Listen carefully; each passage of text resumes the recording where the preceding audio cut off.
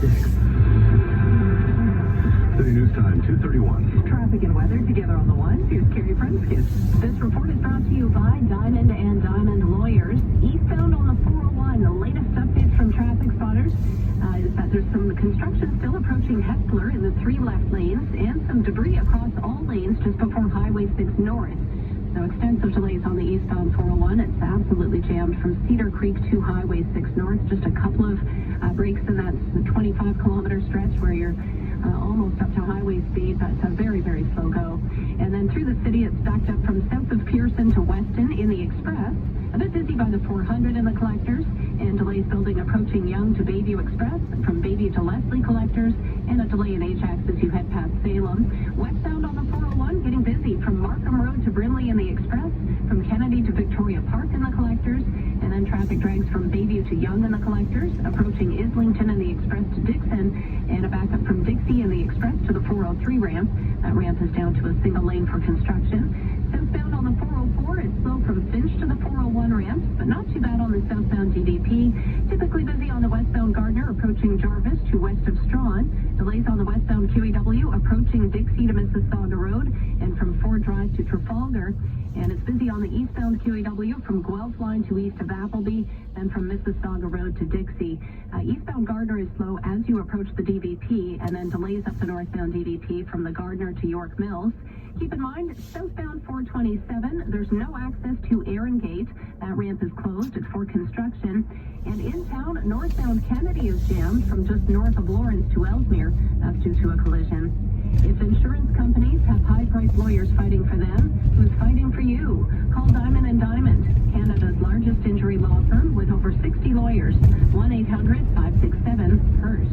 And now with the forecast, here's meteorologist Jill Taylor. More snow squalls and lake effect flurries today in Toronto could get in on the action with a trace to a centimeter of snow. Most of the snow, though, east end of the GTA with 2 to 4 centimeters. Strong gusty southwest wind. A guaranteed high, 1 degree, -1 for the low. A few more flurries tonight. For today, the guaranteed high, 1. Lovely flurries in downtown Toronto. -1 at Pearson, feels like -6. You're listening to City News. The Ford government is revealing the business case for its idea to move the Ontario Science Centre to the Ontario Place, and the findings are less than compelling. City's Richard Southerns at Queen's Park. Truth be told, there's not a super compelling business case for moving the Science Centre from Don Mills down to Ontario Place as the government wants, although the just-released business case documents do show you, the taxpayer, saving a couple of $100 million over 50 years. Just to drop the bucket in terms of the Ontario budget. Michael Lindsay with Infrastructure Ontario. Relocating the OSC to Ontario Place will save the government $257 million in net present value over a 50-year period. The government, though, admits a lot of the projected cost savings are because the relocated Science Centre will be half its current size. And the business case doesn't include what it will cost you, the taxpayer, to refurbish the pods at Ontario Place. NDP leader Marit Stiles. To me, this business case looks like it was designed to legitimize a plan that the government already has. The business case projects job losses of just over 50. At Queen's Park, Richard Southern, City News.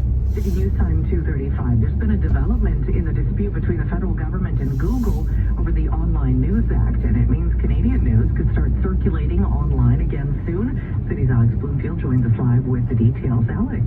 Well, Janet, Google had been threatening to block links to Canadian news sites as of December 19th. Today, Bill C-18 becomes law, forcing companies like Google to pay for those links to media organizations. However, it looks like that will now be avoided. Google reaching a deal to pay $100 million annually, so a cap, not fees based on link clicks.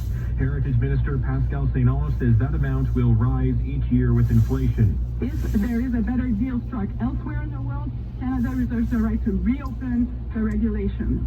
This won't change the blocks on Facebook and Instagram. You can't share news links from Canadian news organizations on those platforms because of the same looming legislation. St-Onge was asked if this agreement could restart negotiations with Meta. This shows that this legislation works, that it's equitable, and now it's on Facebook to explain why they're leaving their platform to disinformation and misinformation.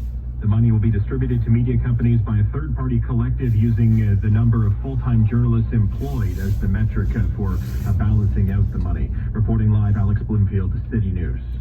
City News Time 2:36. Police in Peel Region have arrested a dozen people in connection with an auto theft ring. Mo McCreshy tells us this bus